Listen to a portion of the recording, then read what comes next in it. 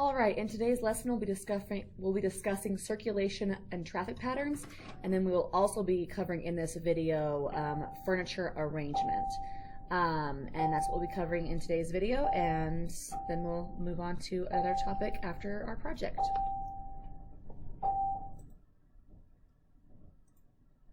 All right, so essentially the traffic pattern of a room refers to the way people move through the space as they live in it and pass through it.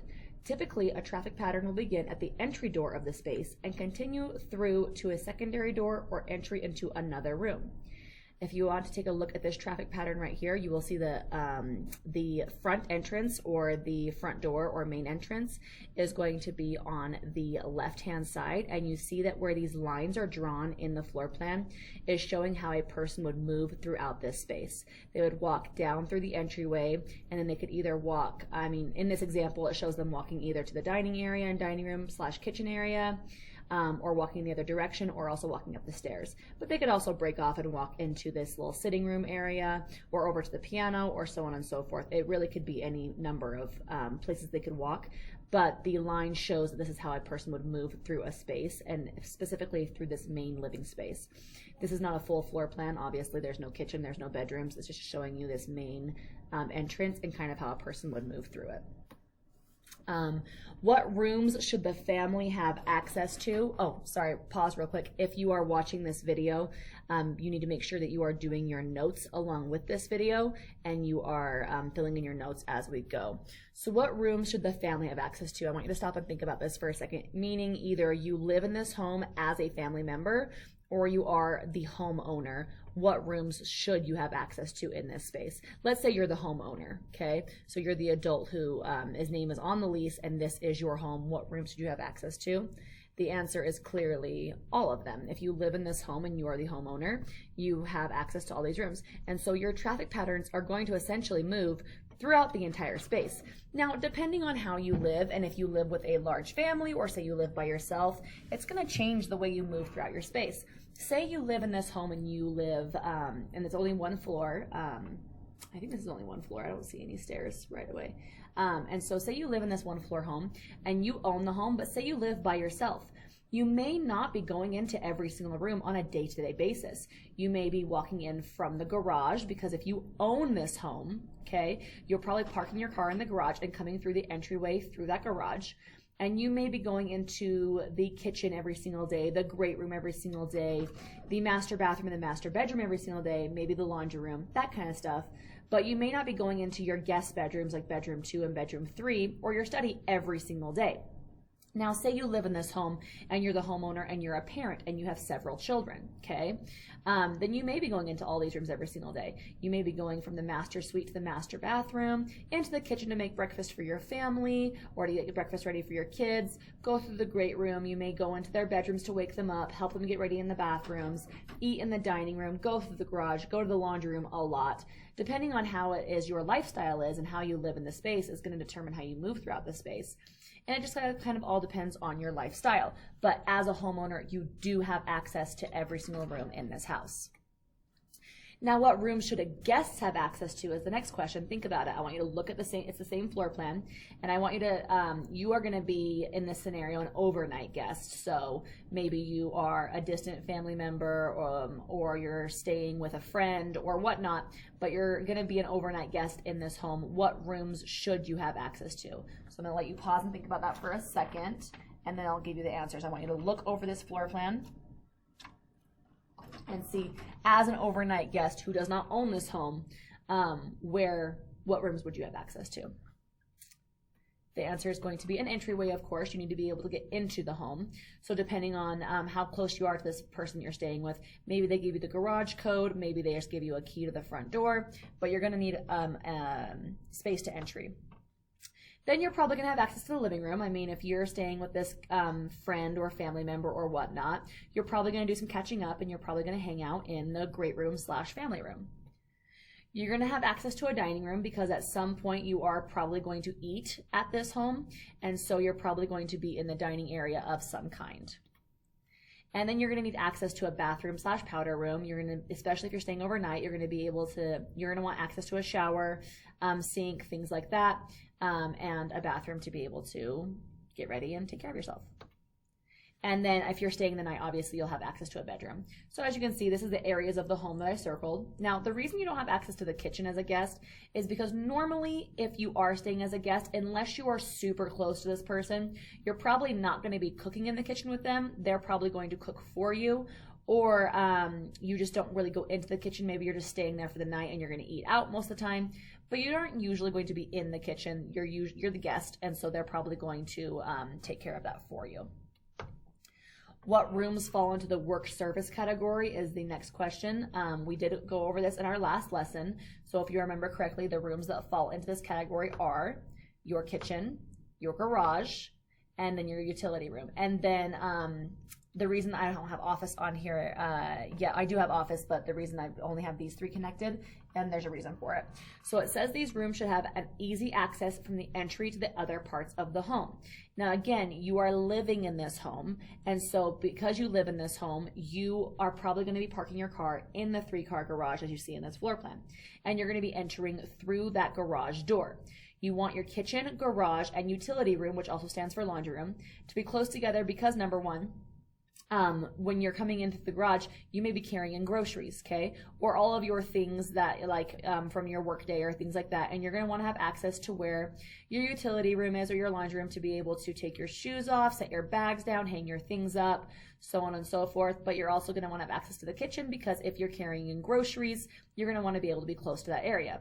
Now, if you're not coming home, but you're working in your kitchen, like you're cooking or whatnot, you want to have access to your laundry and utility room / your garage because a lot of people keep extra storage out in their garage, like an extra fridge, deep freezer, maybe some canned foods, things like that. But also a laundry room because what do you use in your kitchen that often needs to be washed frequently? Towels and rags. So you want these rooms to be close together. Now, the only exception to this rule as far as your laundry room being far away from your kitchen is if you live in like a 2-story home and all of your bedrooms are on the 2nd floor. If you have a home like this and all your bedrooms are on your 2nd floor, you want your laundry room to be on your 2nd floor as well because your bedrooms are going to accumulate way more laundry than your kitchen. And so because of functionality, you want your laundry room to be where you accumulate the most laundry. Now in this particular floor plan, this is a 1-floor floor plan, so all of the bedrooms are on the main floor as well as the kitchen. And so you want your kitchen to be close to the laundry room and then your bedrooms to have easy access as well, just for functionality and for being able to live. Does your office need to be in that same area? No, because you don't need to have your office in those 3 spaces. If you did, that's fine, but it's not necessary as far as functionality and making sure your space works. So let's identify the circulation traffic patterns. I was just going to have you guys come up and you were going to draw them on the board, but we don't need to. Basically, if you live in the home, your traffic pattern is going to be all over the place throughout all the rooms. If you're a guest, it's going to be in those little areas that I circled before, and that's where you're going to move throughout the space. And then the work service, you're going to move throughout the space from the garage to the laundry room to the kitchen, to the laundry room to the garage to the kitchen, to the laundry room to the garage to the kitchen, and that's going to be walking back and forth in those spaces. There are 2 different types of floor plans, and what do you think they are? I'm going to have you guys sit and think for a second. What do you think those 2 types of floor plans are? And there are pros and cons to both. So you have your first type is a closed floor plan. What this means is your floor plan is not very open. There's lots of walls and a lot of the rooms are broken up and they're not big open spaces. I know a lot of people don't love closed floor plans, but there are some positives to it. The positive is because you have more walls, there is more noise reduction and there is more privacy. However, it does enclose all of your rooms, which makes your home appear smaller. So I'm going to show you some floor plan examples of closed floor plans.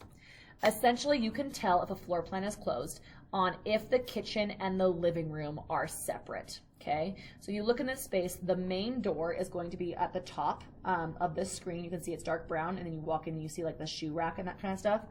You walk in and you immediately turn to your right and you see the kitchen, right? And like the dining area, that's going to be in one space. But if you were to keep walking down the hallway, you see a couple of bedrooms, you see a bathroom if you keep walking to the very end, and then you walk into the living room. If the kitchen and the living room are in 2 separate areas, it's a closed floor plan for the most part. So here's some more examples.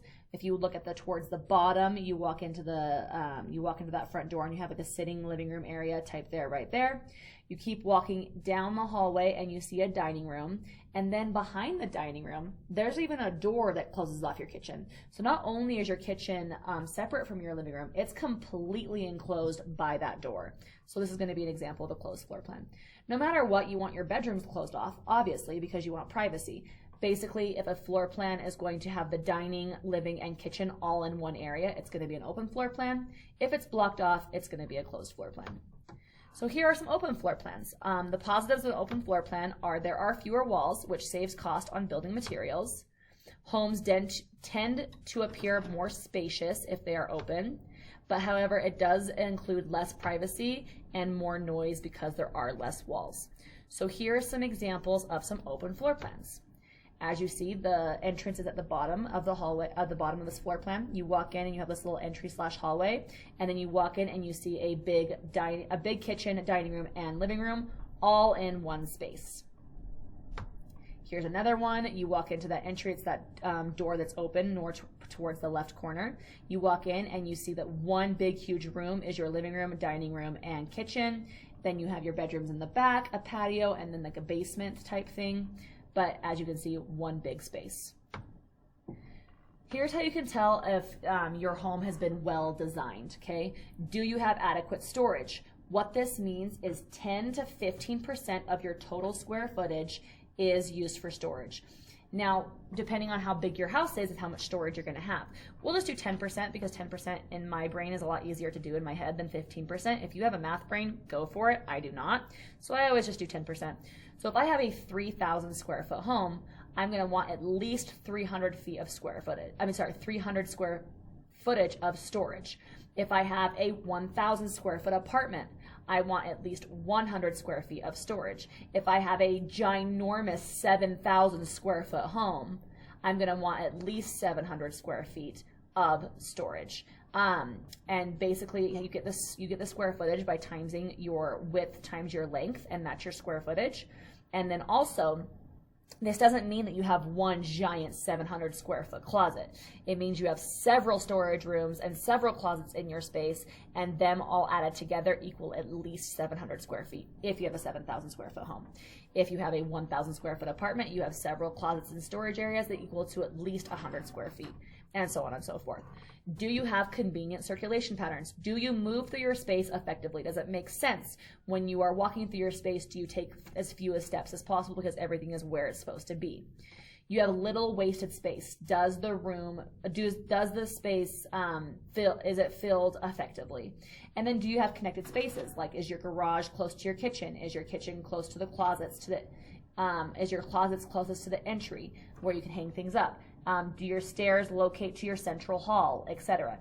Do your spaces make sense, or when you walk in, does it feel like a maze? Obviously, in today's homes and newer built homes, your spaces are going to be connected pretty well. But sometimes in older homes, you can tell the builders got really creative and it doesn't really make sense. Or if you say you have a smaller home and you built onto it in the future, it may not connect as well because it doesn't cohesively go together.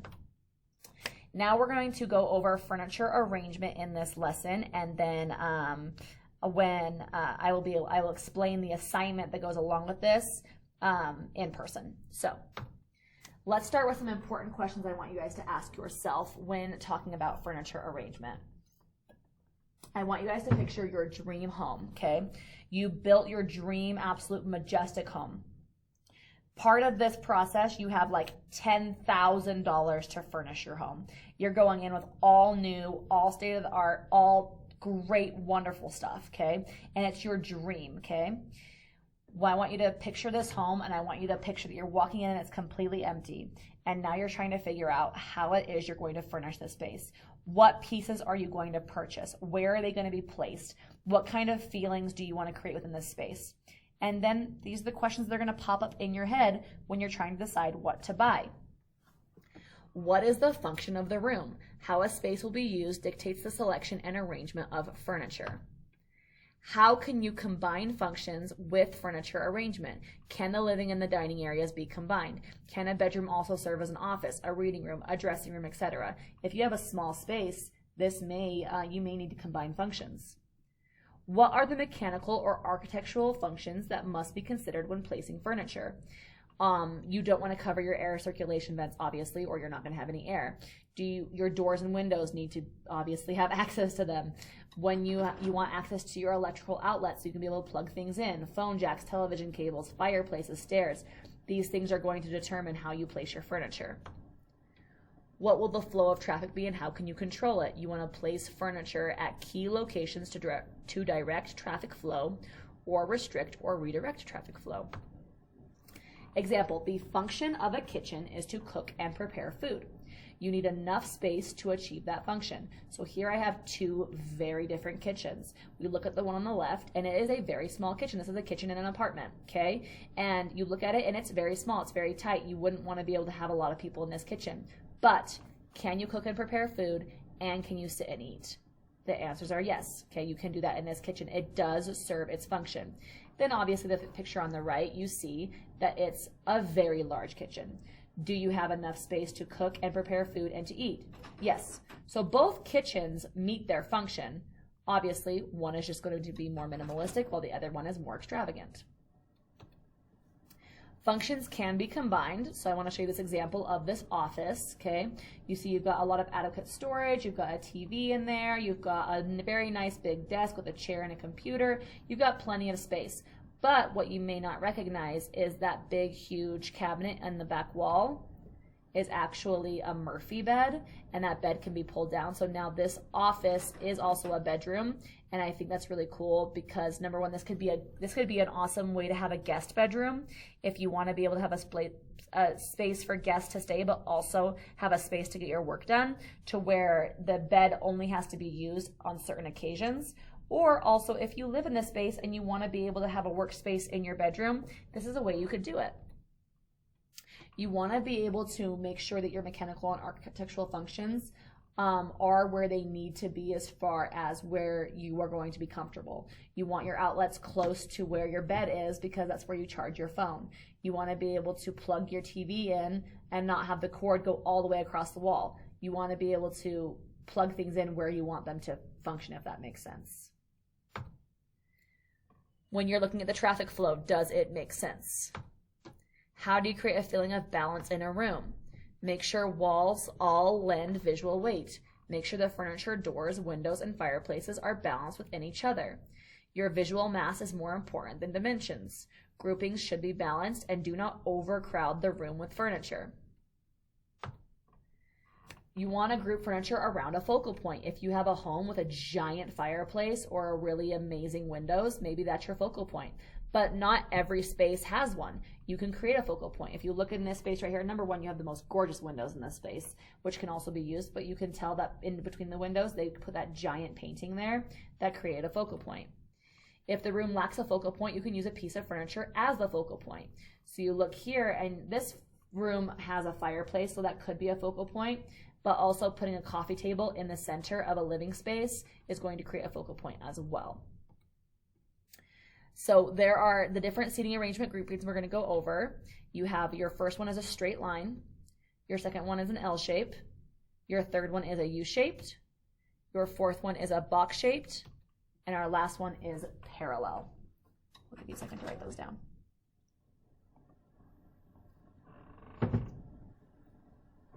Okay. Now that's really easy to remember these because they look exactly how they're named. Here's an example of a straight line being used. It's where you have a line of furniture, and usually the way that this is done is either by a singular couch, a coffee table, and like a TV, all bam, bam, bam, or an example could be a movie theater in your house. Here's an example of another singular line where you've got the couch, the ottomans, and then I'm assuming a TV in front of it. You just can't see it well. An L-shaped is going to be an example of either an L-shaped sectional, or this can be done with two couches as well, one on each side of the walls. And so it can be done either way. Here it is being done with a couch and two chairs, and it's creating that L-shaped. A U-shaped looks like the letter U. As you can see, this is being done with a giant, amazing, wonderful sofa that is shaped like the letter U, but it can be done with multiple pieces as well. like this picture, where you've got the couch, the 2 chairs, and the other couch, creating this U shape. Our box shape is where you close in the space completely. So instead of, like, you have a U shape and then you add another element. So you've got, in this one, you've got the couch, the little like love seat, then you've got the zebra print bench, and then you have the 2 chairs. So it is completely enclosed in this space. Here's another example of a box shape. You've got the sofa, the cream sofa, the blue sofa. You've got 2 leather chairs on one side, and then you have like a blue ottoman on the other side. Parallel is it's similar to a straight line where it's like boom, boom, but instead of it being like front to back, they're facing each other. So this is usually going to be done in more of a sitting room, a more of a formal living room look. As you can see, both these sofas are facing each other. Here's another example of parallel. All right, next we're going to go over our floor plan symbols. And what I need you to do is I'm going to show these in on our next slide, and you need to label these in your packet, okay? So if you're flipping through your packet, you're going to see a lot of floor plan symbols. You're going to label them. So what I'm going to do, I'm going to keep going through this lesson in this video, but I want you to pause the video so that you can label them all. So here's our first one. You've got your fireplace, your stairs, your fixed window, your horizontal sliding window, casement windows, bay window, your interior door or your exterior door, a pocket door, bifold doors, sliding doors, French doors, and a cased doorway. These are going to be the symbols on the first page. So I'm going to have you pause, and you're going to write all these down on your packet. Then we have our sink, our single sink, our double sinks, dishwasher, ranges and ovens, drop-in cooktop, your upper cabinet and your base cabinet, refrigerators, trash compactor, washer, dryer, wall oven, 2 different symbols for a toilet, a shower, a tub, a lavatory sink, your wall light or your ceiling lights, furnace and water heaters, phone cables, TV cables, your 2 different outlets, and your light switch. Okay. The reason it's important that you know what these symbols are is because it's important that you are able to look at a floor plan and be able to decipher where items are. But also, in their final project in this class, you'll be drawing a floor plan from scratch. And so it's very important that you know these. So as you can see, I'm going to have you label all those. Pause if you need to keep going. Pause if I'm going too fast and you need to write these down. The following blueprint symbols do not need to be labeled or sketched. They are just for reference when you are designing/decorating.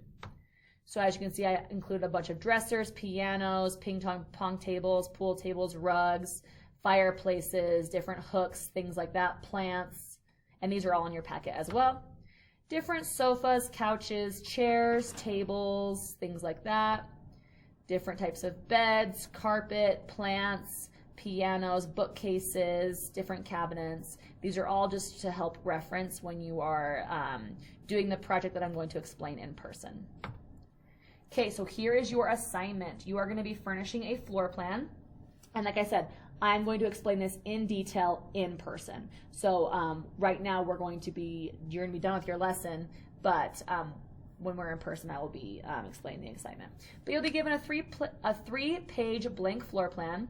You'll be designing the entire house using floor plan symbols. The basement is extra credit. Each room needs to be filled and have some type of function. The floor plans for each level need to be completely colored, and you can use my example to refer to if needed.